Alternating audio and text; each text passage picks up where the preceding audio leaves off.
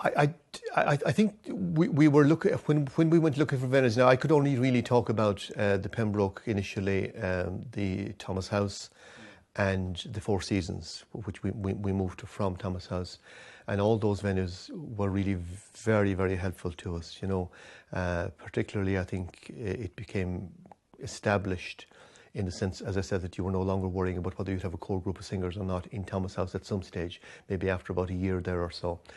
And I think the venues were very, very important. I think where Thomas House was located was also in the heart of Dublin. You know, it was in the Liberties, and people tended to drop in there. They didn't find it difficult to get there. And you were in a pub downstairs. We were upstairs, the pub downstairs, where you had regulars who might have been interested in singing or might have just dropped in and at least had a taste of what it was. So we weren't exclusive in any way. And Matt Tracy, particularly, who did the bar, and some of the other members of the family were wonderfully helpful to us as well. You know, they liked it. Matt sang himself, you know, so at some stage in the night, every night, you know, he would stop pulling pints and sing his song, which was a lovely feature, you know, and it's certainly that all that helps the atmosphere. And I suppose the other thing that maybe gave it a bit of a fillip was introducing guest singers occasionally. I think that definitely gave it another dimension. Yeah. I'd say for the first year or so, we didn't have any guests. We were just depending on people to come in. The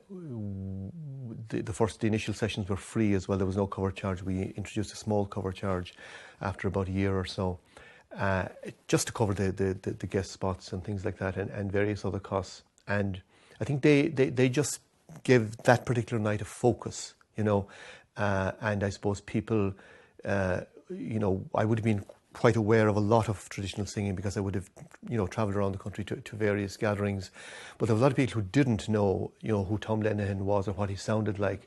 Now, Tom would have come to us as one of the earlier guests, and, you know, he did have a big impact. There's no question about that. Yeah. I think people were hearing him possibly for the first time. They might have heard of him, but they were hearing him certainly sing live for the first time.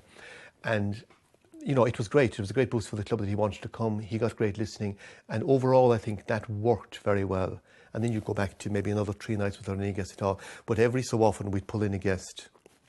And it just created a focus on probably regional singing and personal repertoires and all that kind of thing, which created a dynamic and a discussion which was enormously helpful in the growth of the club, I would say. Yeah, I think it was difficult enough in the early days, in the sense, and you'd expect it to be, because very few people knew about it, and we were learning ourselves as well. We were on a learning curve. We were we were doing it very experimentally. But that was good, I think, because, as I said, there was nothing very definite about it, and we wanted to move away from the MC thing, the microphone thing, the stage thing, and the performance thing to some extent. There was no guest singers either. Everybody, it was open to the floor, so we would kind of give the nod to the singer. So certainly the Pembroke days and the early days in Thomas House were very, very quiet, and you wouldn't be, you know, guaranteed that. Sometimes you'd be a little bit worried maybe that the night wouldn't work, the dynamic of the night wouldn't work, but they always did somehow. And as we developed in Thomas House that year, 79, and then we would normally break for the summer and come back again, and when we came back in the following September, in 1980, it began to become established slowly, I think. People learned about it. We also began to introduce guests around that time. Not every week, obviously, but maybe once a month or so. And I think that was a big jump as well, because probably people would hear that this guest would be in town and would be at the Góilín. And I think it was just word of mouth, basically, even though it was mentioned, you know, in Gerard O'Grady's column in the Evening Press and in other places. I think it was word of mouth that people slowly gravitated towards it.